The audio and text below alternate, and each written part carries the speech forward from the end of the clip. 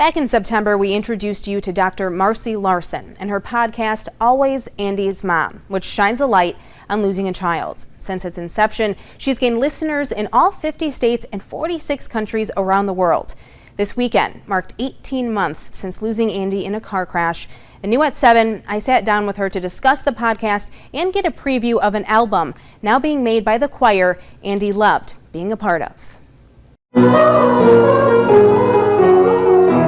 That is one of the things he loved more than anything in the world. I mean, since he was little, he just loved music. So to be able to honor him with this CD. The Grand Rapids Choir of Men and Boys is working on an album in honor of Andy Larson, a 14-year-old described as wondrous by choir director Scott Bosher. We picked pieces that had some connection to our loss of Andy, pieces that where the text and the music was particularly meaningful for helping us to heal. The words don't mean something in your heart. We're not going to hear it in the sound. But now the words that we're dealing with are words that we have to face in life. When we lose people, we lose people we love. How do we come to terms with that? And so the boys have been open to talk about it, the men as well.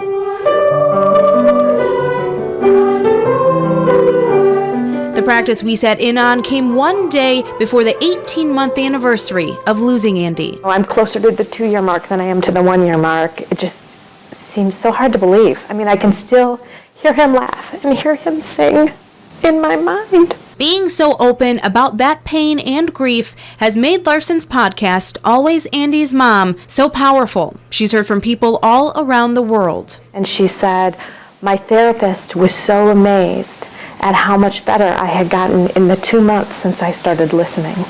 And her therapist is referring many other of their patients to listen because it was so helpful to her. So that just brought tears to my eyes. I mean, that's exactly what I want.